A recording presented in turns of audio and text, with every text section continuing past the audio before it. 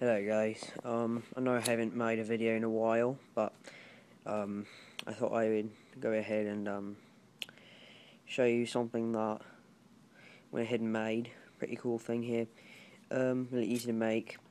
Yeah, I'm now 15 actually, so my username lies, but oh well.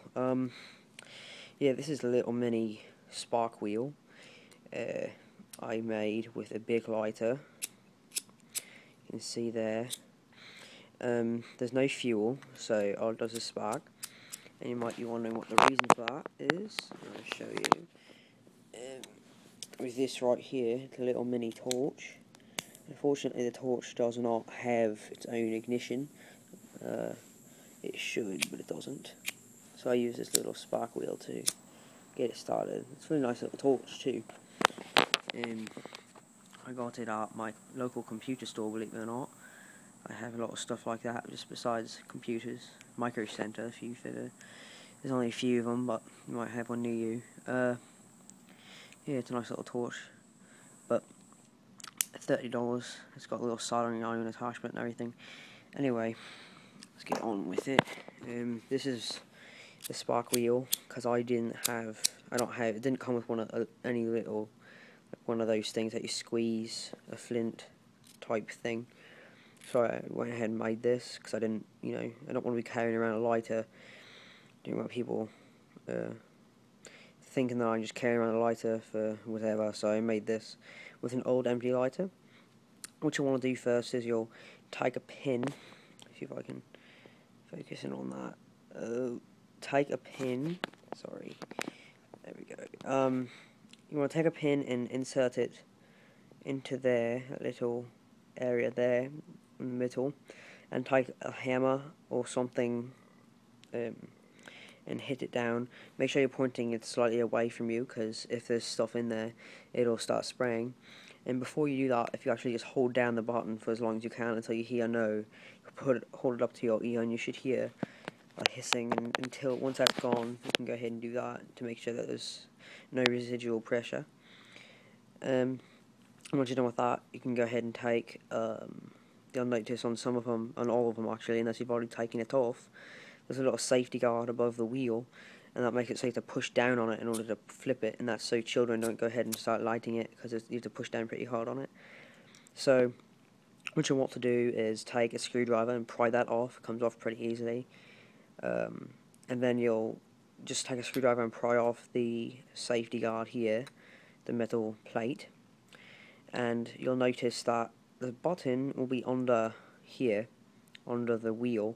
So you're going to have to pull off that wheel, and it takes a little bit of work, because you have to make sure you don't let the little flint and spring in there, and the spring's pretty long, it's pretty compact, it's compacted pretty tight, so that it lights easily. What you have to do is point it at the ground, use your fingernail, pry it open, and pull out the little wheel, so that the flint and the spring pop out right there, and you don't have those go flying across the room. And then you can go ahead and take a screwdriver and pry off this plastic end of the button. It'll break at the valve here. You'll see it kind of broke there.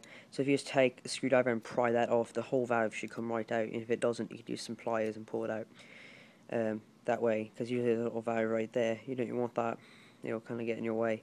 So once you've done that, take the spring and push it into that hole. Take the flint and slowly kind of compress them together and push it down in. And using your left thumb, that's what I did, so I'm right-handed, I held the flint in there, and then with my right hand I went ahead and laid in the wheel. So that's just about it. And then you have your own little spark wheel. You can do whatever you want with that. Use for fire starting. If I know these lighters can be a pain in the ass if you don't you're lighting it like that and you're trying to light something, it burns your finger. But just used to you can use it at campfires. You don't need to worry about ruining it. If it busts open, it's no big deal. It still sparks, and you have it ready. Or it doesn't matter if it gets wet. You can go ahead and just do it a few times. It'll dry it off, and then it'll still spark. So yeah, that's just about it, guys. Pretty cool little project you can do for free, basically. If you have an old one of these lying around, you don't have to do anything, just get a couple tools, pliers, and a screwdriver. So, yeah, that's just about it. Thanks for watching, guys, and I haven't made a video in a while, but there you go. Please feel free to message me or comment or anything if you want anything, any little projects maybe to be done. I'll be happy to do things like this. Lots of other things I do, little mini projects I make, including this ring here. I think it's really cool. Hang on, get it off. Kind of stop. This little ring here I made from a Kennedy half dollar from the United States.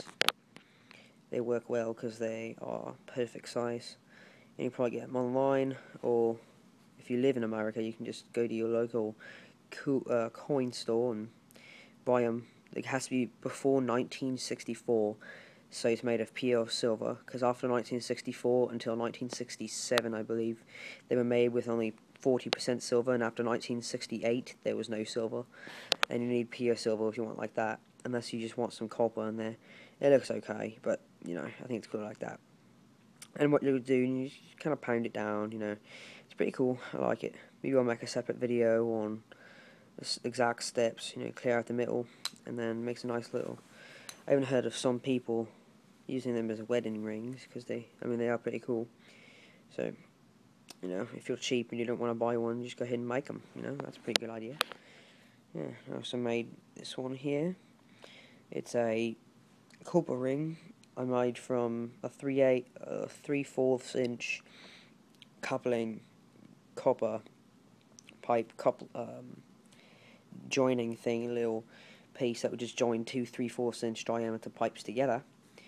And yeah, so yeah, for those of you wondering why I use inches, you might be thinking that's kind of weird, but it's easier with the measures, because 3/4 inch isn't an exact centimeter metric conversion, and 3/4 inch works really well for, it fits my pinky perfectly. You might get something different, but it fits perfect on me, and it makes a nice little green thing there. And also, copper's supposed to be good for you. It's supposed to help your help pain. So it's just about it, guys. Sorry for taking so long, but yeah, this is a little mini spark wheel.